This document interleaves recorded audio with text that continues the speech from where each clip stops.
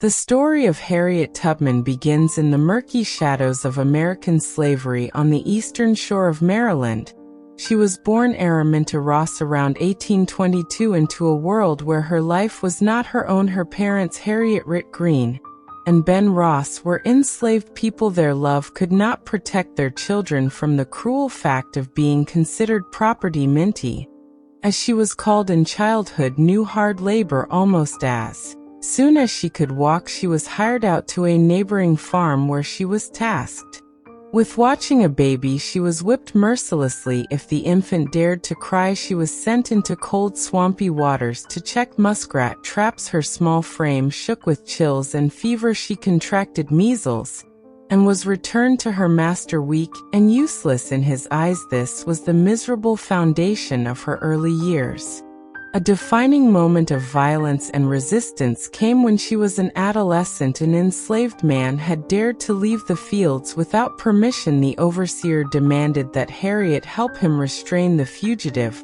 She stood her ground and refused. The man began to run, and in a fury the overseer seized a heavy 2-pound iron weight from the scales. He hurled it at the fleeing man, but the metal missed its target and struck young Harriet square in the forehead. The crushing blow fractured her skull, and she lingered near death for days without medical care.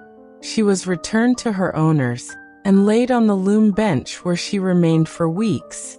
The injury marked her for life. A deep groove remained on her forehead, but the deeper wounds were invisible.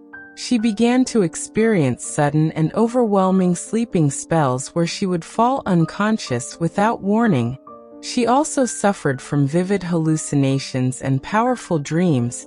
She understood these episodes as visions, direct communications from God. This spiritual conviction became the compass for her entire life. The world saw a disabled, enslaved woman. Harriet began to see a vessel for a divine purpose. Her body was broken, but her spirit was forging itself into iron.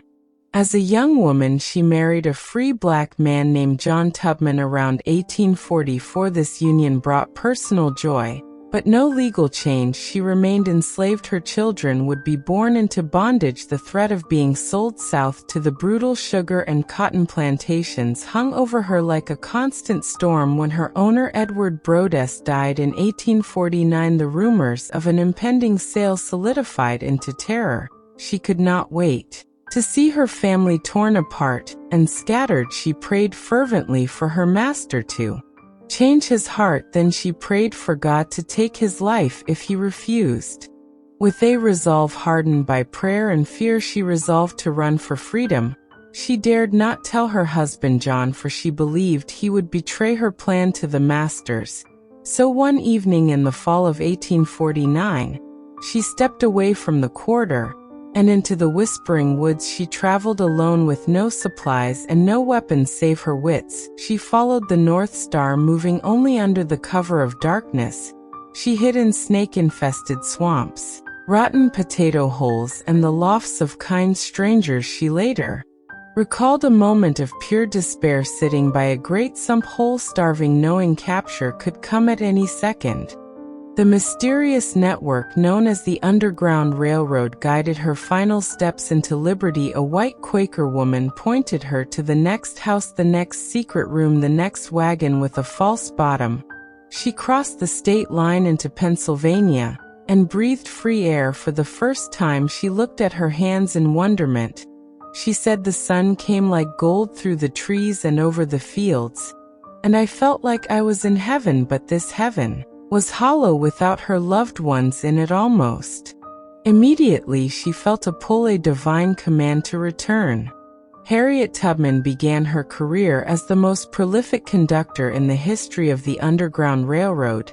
She made her first return trip to Baltimore in 1850 to rescue her niece Keziah and Keziah's 2 children using daring and cunning. She then went back for her brother and 2 other men on each subsequent journey. The risks multiplied. Her fame spread among the enslaved and among the slave catchers who posted rewards for the capture of the mysterious Moses. Her methods were a brilliant fusion of faith and cunning. She carried a sharpshooter's rifle and knew how to use it. She would force reluctant runaways to continue by pointing the barrel at them and saying, "Move or die." She planned journeys for winter nights when the long darkness provided cover, and for Saturdays because the newspapers would not print runaway notices until Monday morning. Halting the hunt for a critical day, she used coded spirituals to send messages. She administered paregoric to soothe crying infants.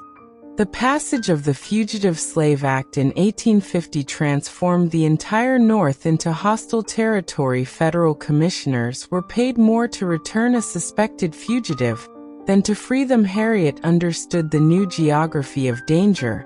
She extended the railroad's tracks all the way to Canada. She led weary travelers through the Adirondacks to the suspension bridge at Niagara Falls and into the true promised land of St. Catharines, Ontario. Here they could build lives without the ever-present fear of the man with the whip or the man with the warrant. Her legend grew with every impossible rescue.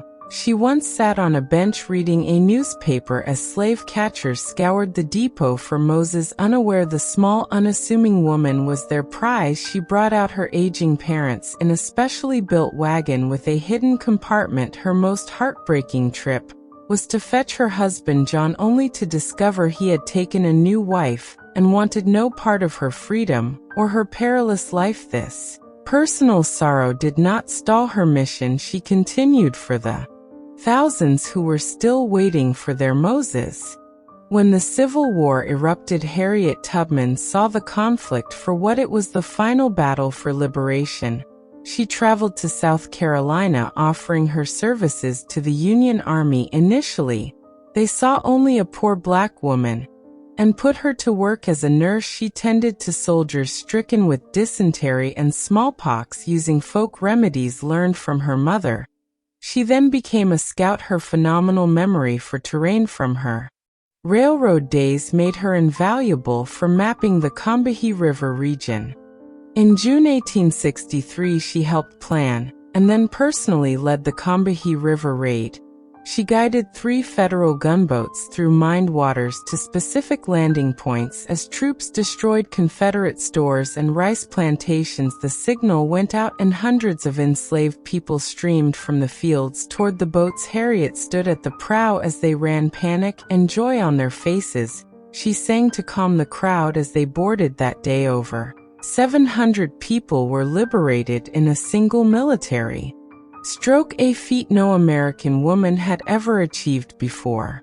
Despite her heroic service, the United States government failed her. After the war, she fought for decades to receive a pension for her work as a scout and spy. The bureaucracy could not comprehend a black woman in such a role.